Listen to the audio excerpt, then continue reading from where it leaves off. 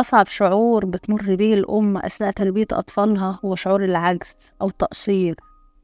إحساس كده بيوجع الأم لما بتحس بيه، إن هي مش قادرة تسيطر على تصرفات أطفالها، مش قادرة على التربية. كانت تتمنى إن صبرها ده يستمر، أو إن تحس إن تعبها ده مش مقدره حد ومحدش حاسس بيه. أسباب الشعور ده إيه؟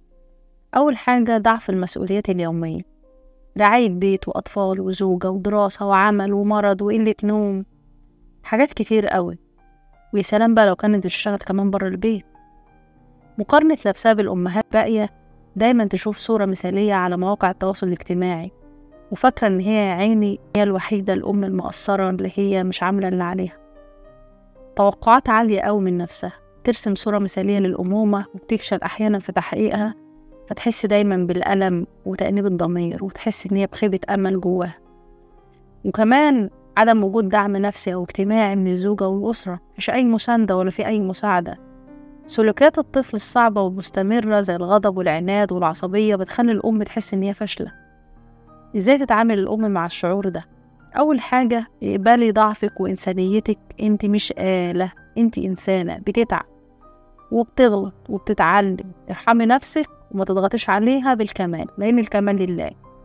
وافتكر إن التربية رحلة طويلة، كل مرحلة عمرية لها مشاكلها، لكن برضو لها نهايتها. يعني أول طفل تربيتك ليه مش زي تاني طفل أو تالت طفل، كل مرة بنتعلم فيها وبنتغير معاه.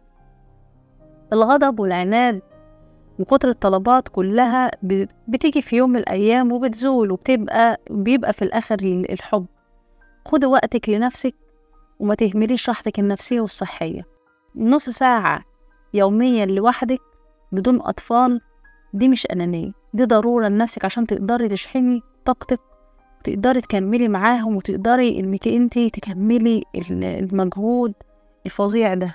الدعاء واللجوء لله سبحانه وتعالى. قولي دايما اللهم أعني على تربية أولادي ومنحني الصبر والحكمة، لأن ديت القوة اللي إحنا بنشحنها من الله سبحانه وتعالى.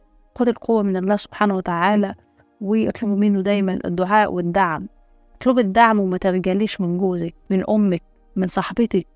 ما تتحمليش لوحدك كل حاجة. مش قادرة، اطلبي المساعدة من أي حد إن هو يساعدك في تربيتهم. ما تقارنيش نفسك بحد، كل بيت وله ظروفه وكل أم ولها طاقتها. وفي الآخر عايزة أقولك إن أنتي أم رائعة، ولكن مش لازم تكوني مثالية دايما، لأن الأم الأفضل لأطفالك. أنتي الأم الأفضل لأطفالك، محدش هيحبهم قدك، ولا حد هيديهم زي ما أنت هتديهم بصدق قلبك وعطائك ومحاولاتك رغم كل التعب ده كله. فربنا يخليكي ليهم، خليكي حنين على نفسك وما تصعبهاش على نفسك. انت أم عظيمة، ولازم تبقي فخورة بنفسك، ولازم تبقي عارفة ان ده طبيعي وعادي جدا جدا جدا، فما تصعبهاش على نفسك.